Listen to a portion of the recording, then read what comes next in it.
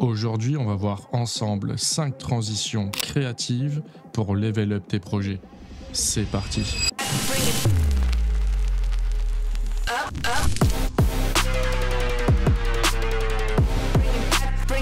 Pour faire cette transition, on va avoir besoin d'un overlay. La bonne nouvelle pour toi, c'est que dans la description, je t'ai mis un pack de 28 overlays complètement gratuits que tu peux aller télécharger. Donc au passage, n'hésite pas à liker et à t'abonner si c'est pas déjà fait.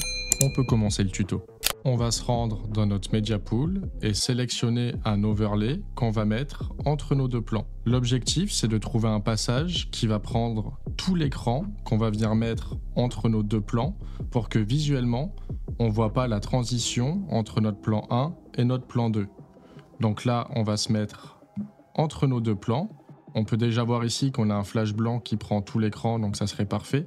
On va essayer de trouver un passage un peu mieux. Donc ici, on s'assure de bien sélectionner notre overlay. On va aller dans l'inspecteur, dans Composite et dans Composite Mode. On va le passer de normal à Add. Et là, on se retrouve avec une transition parfaite où visuellement, on a le flash au moment du changement de plan, ce qui nous donne une transition parfaite.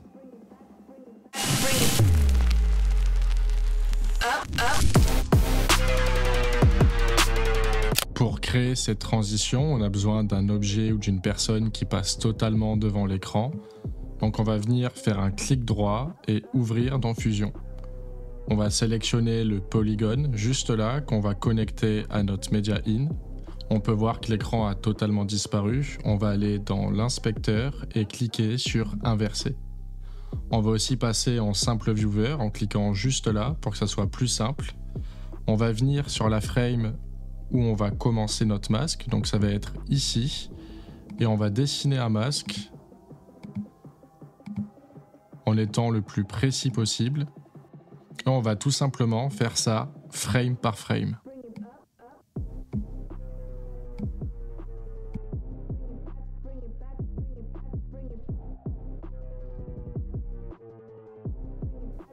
On vient de terminer notre masque et on peut voir qu'il est parfaitement traqué.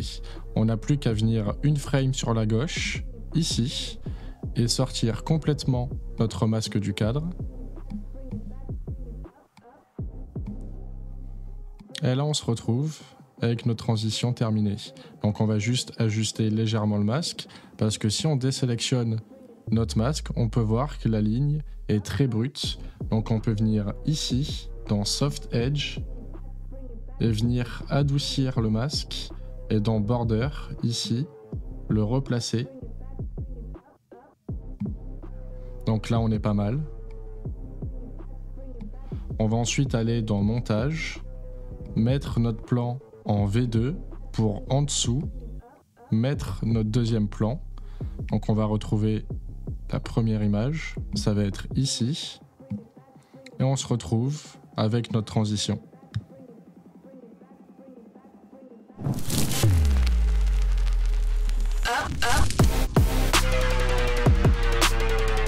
Pour cette transition, on va aller dans nos effets, juste là, et aller dans Effects et prendre un Adjustment Clip. On va venir faire un clic droit dessus et cliquer sur Change Clip Duration et on va le mettre à 1 seconde.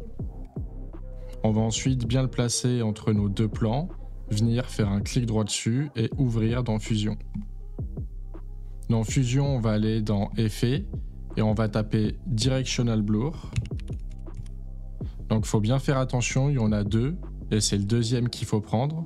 On va le sélectionner et le mettre entre notre Media In et notre Media Out. On va aller dans l'inspecteur. On va bien faire attention de se placer sur notre 12e frame. On va venir mettre une keyframe ici et ici. On va venir sur notre première image et on va faire la même chose. Et on va venir sur notre dernière image et on va faire pareil.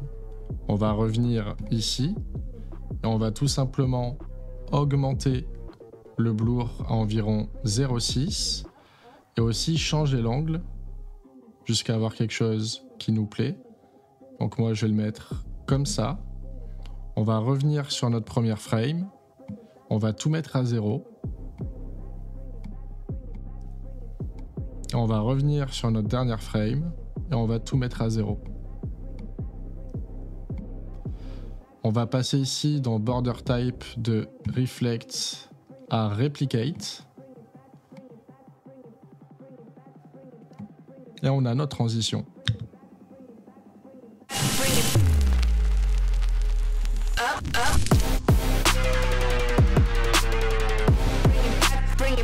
Pour cette transition de variation de vitesse, on va accélérer la fin de notre premier plan et accélérer le début de notre deuxième plan pour créer cette transition.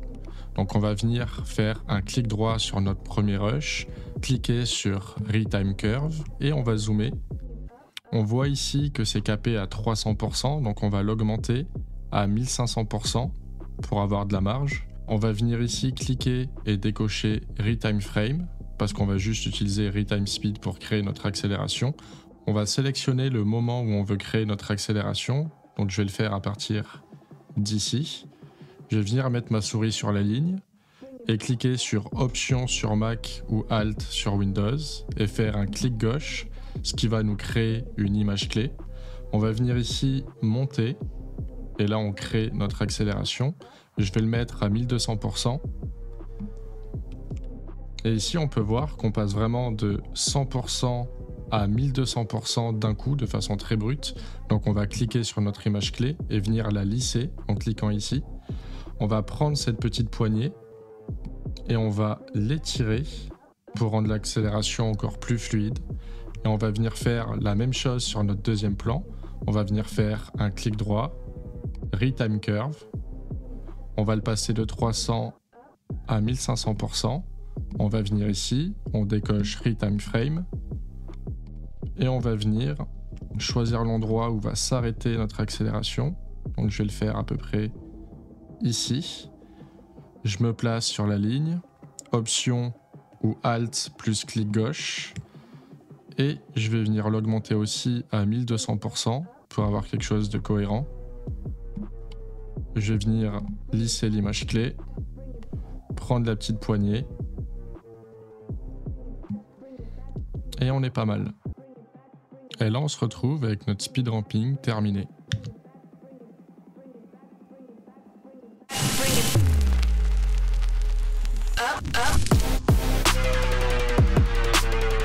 Pour faire cette transition, on va cliquer dans Effets, aller dans Effects et prendre un Adjustment Clip.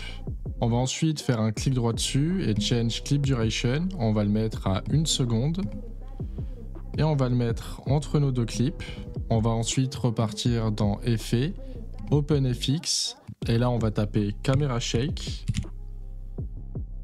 Qu'on va venir glisser juste là. On va ensuite aller dans l'inspecteur. Et on va mettre une keyframe sur les 5 premiers.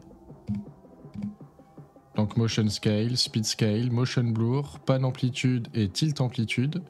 On va mettre tout ça à fond.